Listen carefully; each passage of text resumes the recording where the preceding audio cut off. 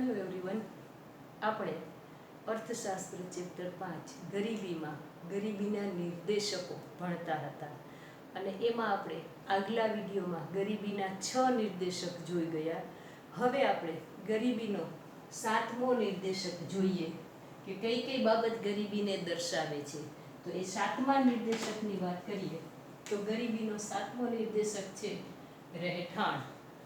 રહેઠાણ કઈ રીતે ગરીબીનો નિર્દેશક બની શકે એ જોઈએ તો સૌથી પહેલાં તો રહેઠાણ માટે વિકસતા દેશોમાં સૌથી વધારે રહેઠાણની તંગી છે.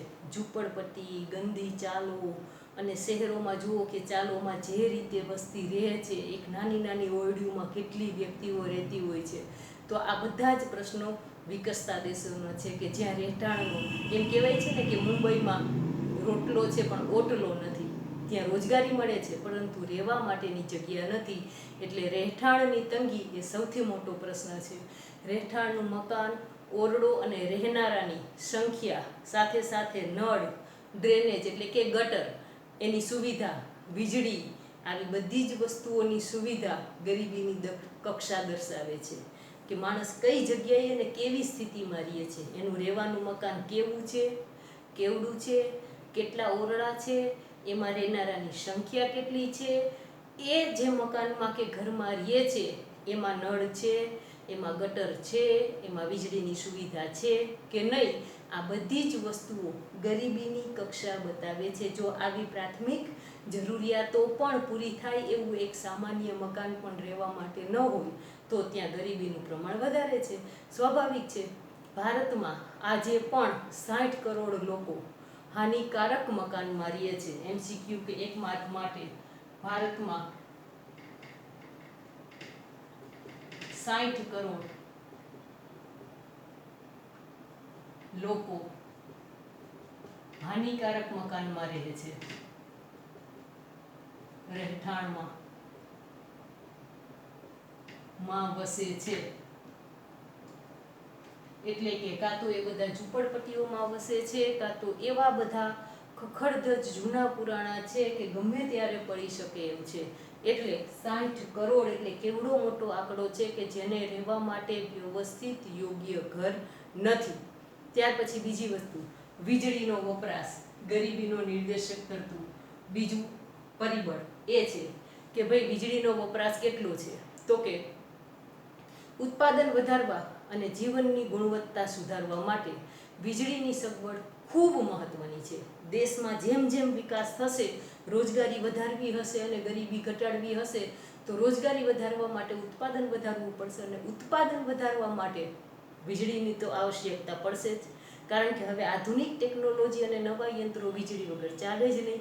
એટલે ઉત્પાદન વધારવા અને જીવનની ગુણવત્તા સુધારવા માટે પ્રાથમિક જરૂરિયાતમાં પણ લાઇટ કનેક્શન જોઈશે.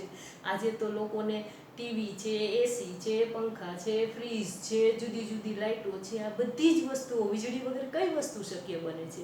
એટલા માટે ઉત્પાદન દેશનું વધારવા માટે અને જીવનની ગુણવત્તા સુધારવા માટે આ બે વસ્તુ વીજળીની સગવડ અતિ આવશ્યક છે. અને જો પૂરતા પ્રમાણમાં વીજળીની સગવડ ન હોય તો સ્વાભાવિક જ છે કે લોકોના જીવન ધોરણ ઉપર અને કુલ ઉત્પાદકતા ઉપર સીધી અસર પડે છે.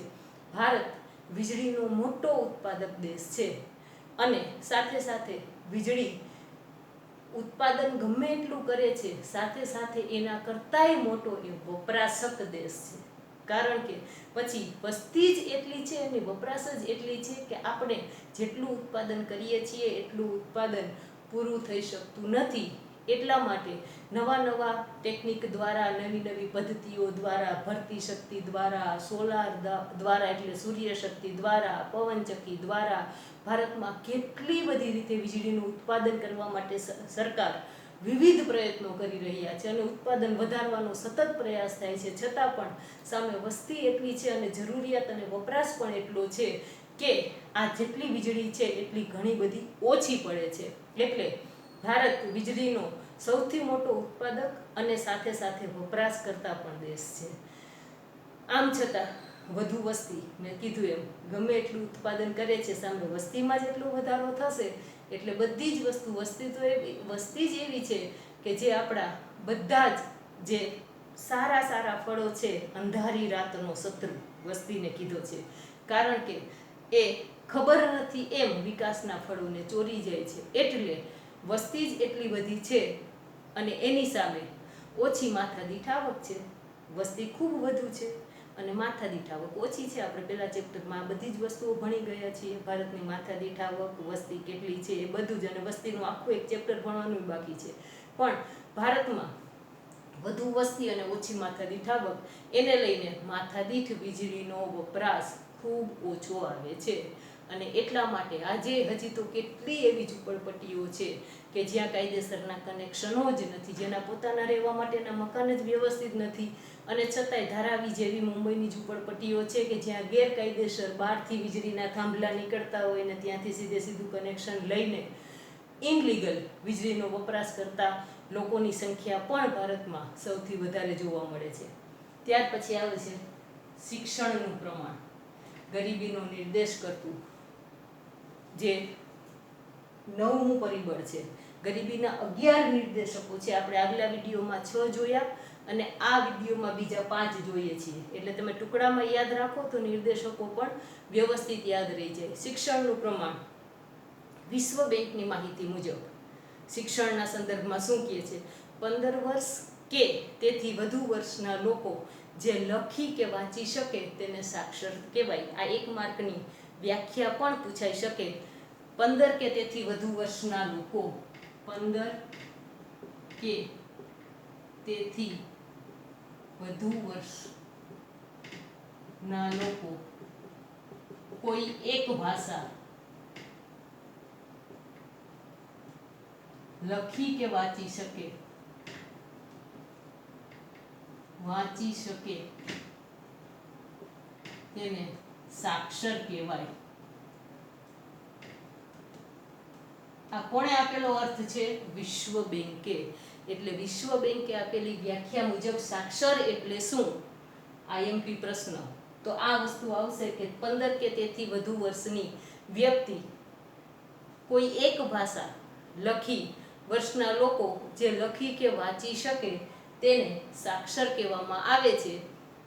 પણ ઓછું શિક્ષણ, અકુશળ શ્રમિકો, ઓછું વેતન, ઓછી આવક, આ બધી જ વસ્તુ એકમાંથી બીજું, બીજામાંથી ત્રીજું એ રીતે અસર કરતા પરિબળો છે. અને એને લઈને સાક્ષરતાનું પ્રમાણ જ્યાં ઓછું છે ત્યાં સ્વાભાવિક જ છે શિક્ષણ ઓછું છે તો એ શ્રમિક જે શિક્ષિત છે એના કરતાં અશિક્ષિત શ્રમિકની કુશળતા ઓછી જ હોય. એટલે ઓછું શિક્ષણ એટલે અકુશળ શ્રમિક હોય, અને જે અકુશળ શ્રમિક છે તો એને વેતન ઓછું મળવાનું છે. જે શિક્ષિતને મળે એટલું તો અશિક્ષિતને નથી જ મળવાનું. એટલે ઓછું વેતન અને ઓછું વેતન તો ઓછી આવક, અને ઓછી આવક તો ગરીબી. ગરીબીના નિર્દેશકો જ આપણે ભણીએ છીએ. તો આપણે જુદા જુદા દેશમાં પણ જે આપણે સાક્ષરતાના દરની તુલના કરીએ તો એનું તમારે ટેક્સ્ટ બુકમાં આખું એક કોષ્ટક આપેલું છે. સાક્ષરતાના દરની વાત આવે ને તો દેશ અને સાક્ષરતા દર, આવું એક કોષ્ટક ટેક્સ્ટ બુકમાં આપેલું છે. અને એમાં જુદા જુદા દેશની વાત કરીએ તો બ્રાઝિલ, અને એમાં સાક્ષરતાનો દર કેટલો છે? તો કે બ્રાઝિલમાં 91% લોકો શિક્ષિત છે. એટલે કે સાક્ષરતાનો દર સૌથી વધારે છે. ભારતમાં પૂછાઈ શકે MCQ માટે એ યાદ રાખવાનું છે. 74.04% સાક્ષરતાનો દર. IMP ભારતમાં સાક્ષરતાનો દર કેટલો? 74.04%. ત્યાર પછી નેપાળ, સાક્ષરતાનો દર 60%. વિકસિત અને વિકાસશીલ દેશોની તુલના થાય એટલે એવા પ્રકારના જ દેશો આમાં સાથે લીધેલા હોય છે. અને પાકિસ્તાન 55%.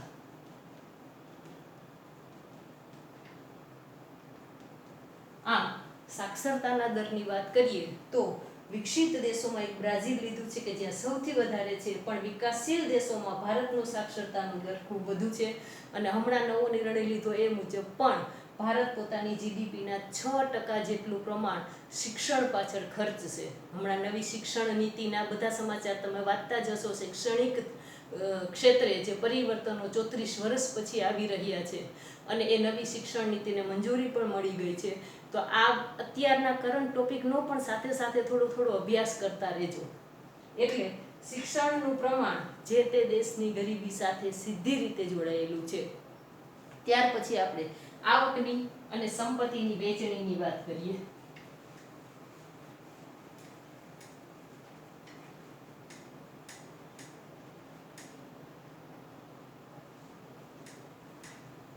તો જ્યાં આવકની વહેંચણી વધારે અસમાન હશે, સંપત્તિની વહેંચણી વધારે અસમાન હશે, તો મુઠ્ઠીભર ધનિકો એક બાજુ હોય અને મોટો ભાગ સમાજનો ગરીબી રેખા નીચે જીવતો હોય. ભારત જેવા વિકાસશીલ દેશમાં આ જ પ્રશ્ન છે. આવક અને સંપત્તિની અસમાન વહેંચણી 1991માં સુધારા થયા. આર્થિક સુધારાની વાત આવે એટલે આપણે પરમેનન્ટ આ સાલ યાદ રાખવાની છે. 1991 નવા આર્થિક સુધારા, અને એ આર્થિક સુધારામાં ઉદારીકરણ, ખાનગીકરણ અને વૈશ્વિકીકરણ, આ ત્રણ સુધારા તમે 10મા ધોરણમાં પણ થોડુંક ભણીને આવ્યા જ છો, એટલે આ વસ્તુને યાદ રાખવાની છે બેઝ તરીકે. 1991ના સુધારા બાદ આર્થિક વૃદ્ધિ અને માથાદીઠ આવકમાં ઝડપથી વધારો થયો. દેશમાં આર્થિક વૃદ્ધિ વધી, માથાદીઠ આવક, રાષ્ટ્રીય આવકમાં વધારો થયો, માથાદીઠ આવકમાં વધારો થયો. પરંતુ માથાદીઠ આવક આપણે કઈ રીતે ગોતીએ છીએ? તો દેશની કુલ રાષ્ટ્રીય આવક છે એને વસ્તી વડે ભાગી દઈએ છીએ તો માથાદીઠ આવક મળે છે. પરંતુ આવકની અસમાન વહેંચણીને કારણે ગરીબાઈમાં મોટા પ્રમાણમાં વધારો થયો. એટલે દેશની કુલ આવકને, રાષ્ટ્રીય આવકને વસ્તીથી ભાગી દઈએ એટલે માથાદીઠ મળે છે. પરંતુ આવકની અસમાન વહેંચણી હોય તો દેશનો વિકાસ થયો છે એવું કહી શકાય નહીં. ઉલટાનું દેશની ગરીબીમાં વધારો થયો છે એમ કહી શકાય. કારણ કે મુઠ્ઠીભર લોકોના હાથમાં ખૂબ વધારે સંપત્તિ જતી રહે છે અને બાકીના મોટા ભાગના લોકો ગરીબી રેખા નીચે જ જીવે છે. અને એટલે સમાજમાં બે વર્ગ જોવા મળે. એક ધનિક વર્ગ જે ઉચ્ચ સગવડો અને ખૂબ ઊંચું જીવન ધોરણ જીવતો હોય છે, અને એક ગરીબ વર્ગ છે કે જે ખૂબ ગંદા વસવાટો, ઝૂંપડપટ્ટી, નીચું સ્વાસ્થ્ય, આ બધી જ કુપોષણ, આ બધાને લઈને જીવતો હોય છે. એટલે સમાજમાં આવા બે વર્ગ જોવા મળે. હવે એક કોષ્ટક તમારી ટેક્સ્ટ બુકમાં આપેલું છે. ટોચની 1% વસ્તી પાસે વાસ્તવિક રાષ્ટ્રીય આવકનો કેટલો હિસ્સો છે એમાં એક કોષ્ટક તમે આ મુદ્દામાં દોરીને લખી લેજો. આવકની અસમાન વહેંચણીમાં ટેક્સ્ટ બુક ખુલ્લી રાખીને જ વિડીયો જોવાનો છે. એમાં જે કોષ્ટક આપેલું છે એમાં દેશ છે, પછી વર્ષ 1998 છે અને વર્ષ 2012 છે, એની તુલના કરેલી છે. 3 દેશ સાથેની છે, US, UK અને Bharat. US United state of America, પછી UK United Kingdom, London England, એના તમામ દેશો, અને ભારત. તો વર્ષ 1998ની વાત આવે છે ત્યારે ટોચની 1% વસ્તી પાસે વાસ્તવિક રાષ્ટ્રીય આવકનો કેટલો હિસ્સો છે? તો કે યુએસમાં 1% ટોચની વસ્તી છે એની પાસે રાષ્ટ્રીય આવક છે એનો 15.2% હિસ્સો છે. યુકે 12.5% અને ભારત ટોચની 1% વસ્તી છે એની પાસે વાસ્તવિક રાષ્ટ્રીય આવકનો 9% જેટલો હિસ્સો છે. વર્ષ 2012ની વાત કરીએ તો યુએસ 18.9%, ટોચની 1% વસ્તી પાસે જ છે રાષ્ટ્રીય આવકનો હિસ્સો. યુકે 12.7%, ટોચની 1% વસ્તી પાસે રાષ્ટ્રીય આવકનો હિસ્સો છે. અને ભારત 12.6%, ટોચની 1% વસ્તી છે એની પાસે રાષ્ટ્રીય આવકનો હિસ્સો જતો રહે છે, અને બાકીનો 99% વસ્તી પાસે બાકી જે કંઈ આવક બચેલી છે એનો હિસ્સો જાય છે. આથી કહી શકાય કે ભારતમાં આર્થિક સુધારાના લાભો ધનિકોની તરફેણમાં વધુ થયા છે. 1991 પછી રાષ્ટ્રીય આવકમાં વધારો થયો, માથાદીઠ આવકમાં વધારો થયો, આર્થિક વૃદ્ધિ થઈ, પરંતુ એ બધાની અસર ધનિકોને જ વધારે થઈ છે અને ગરીબો વધારે ને વધારે ગરીબ થતા ગયા છે. ત્યાર પછી 11મો મુદ્દો, આવકની અને સંપત્તિની અસમાન વહેંચણી બરાબર સમજી લીધી. હવે બેરોજગારીનો ઊંચો દર. કારણ કે બેરોજગારી અને ગરીબી એક સિક્કાની બે બાજુ છે. બેરોજગારી વધે તો ગરીબી વધે, સ્વાભાવિક જ છે. એટલા માટે ભારત જેવા દેશમાં બેરોજગારીનો દર સૌથી વધારે જોવા મળે છે. અને જે વિકાસશીલ દેશો છે ત્યાં બેરોજગારીનો દર, કારણ કે એક બાજુ વસ્તી વધારો છે, સરકાર ગમે એટલી રોજગારી ઊભી કરે પરંતુ શ્રમનો પુરવઠો એટલો બધો ઠલવાય છે કે જેથી કરીને જે પ્રમાણમાં રોજગારી વધવી જોઈએ એટલી વધી શકતી નથી. સૌથી પહેલાં તો બેરોજગારી એટલે શું? વ્યાખ્યા મહત્વની છે કે વ્યક્તિ કામ કરવાની ઈચ્છા, શક્તિ અને તત્પરતા ધરાવતો હોય, કામ કરવાની લાયકાત હોય, છતાં પણ કામ મળતું નથી તો એને બેરોજગાર કહેવાય. આમાં 3 વસ્તુ છે, એની ઈચ્છા શક્તિ અને લાયકાત હોવી જોઈએ. લાયકાત છે, ઈચ્છા છે, શક્તિ છે અને અત્યારે કામ કરવા તૈયાર છે, છતાં પણ કામ ન મળે તો એવી વ્યક્તિને બેરોજગાર કહેવાય. એટલે પહેલાં તો બેરોજગારીની વ્યાખ્યા બરાબર લખી લેજો, પાકી કરી લેજો. ઘણી બધી વખત 1 માર્કમાં પૂછાય છે. 1991 પછી રોજગારી વિહોણી વૃદ્ધિ, કેમ કીધું કે આર્થિક વૃદ્ધિ થઈ છે 1991ના સુધારા પછી દેશમાં, પરંતુ રાષ્ટ્રીય આવકમાં વધારો થયો તો એ વૃદ્ધિ કહેવાય. પરંતુ સામે રોજગારીમાં કે ગરીબીમાં ઘટાડો ના થાય કે બેરોજગારીમાં ઘટાડો ના થાય અને રોજગારીમાં વધારો ન થાય તો આ વૃદ્ધિ કેવી છે? તો કે રોજગારી વિહોણી વૃદ્ધિ છે. તો આ રોજગારી વિહોણી વૃદ્ધિમાં વર્ષ અને રોજગારીનો દર એ જોઈએ તો વર્ષ 2011માં ભારતમાં 9% બેરોજગારીનો દર હતો, પરંતુ 2013-14માં આ રોજગારીનો દર ઘટીને 4.9% થાય છે. શહેરી અને ગ્રામીણ રોજગારીની વાત કરીએ તો થોડાક આંકડા આપણે લખી લઈએ કે જેથી તમને આંકડાકીય માહિતી પણ મળે. 1900 પછી રોજગારીના દર, 1991 પછી ભારતમાં રોજગારી વિહોણી વૃદ્ધિ થઈ અને ત્યાર પછી વર્ષ અને રોજગારીનો દર જોઈએ તો વર્ષ રોજગારીનો દર, તો સૌથી પહેલાનું વર્ષ જોવાનું છે 2011નું. 2011માં ભારતમાં રોજગારીનો દર 9%, પરંતુ 13-14 ત્યાર પછી આ દર ઘટીને 4.9% થઈ જાય છે. આ દર ઘટીને 4.9% થઈ જાય છે. અને એ જ રીતે આપણે દેશના જુદા જુદા ક્ષેત્રની વાત કરીએ તો ગ્રામીણ ક્ષેત્રની અને શહેરી ક્ષેત્રની, તો ક્ષેત્ર અને બેરોજગારીનો દર, ક્ષેત્ર બેરોજગારીનો દર,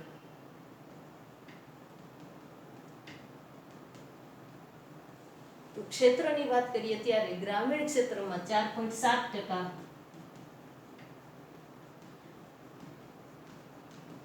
અને શહેરી ક્ષેત્રમાં 5.5%.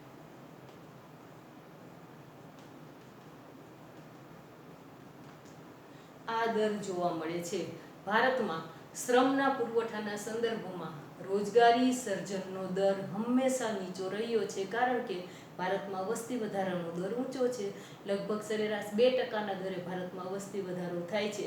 એની સામે રોજગારી સર્જનનો દર નીચો છે અને એટલા માટે ભારતમાં ગરીબી સૌથી વધારે જોવા મળે છે. એટલે આ બેરોજગારી એ ગરીબીને સીધું અસર કરતું સૌથી મોટું પરિબળ છે.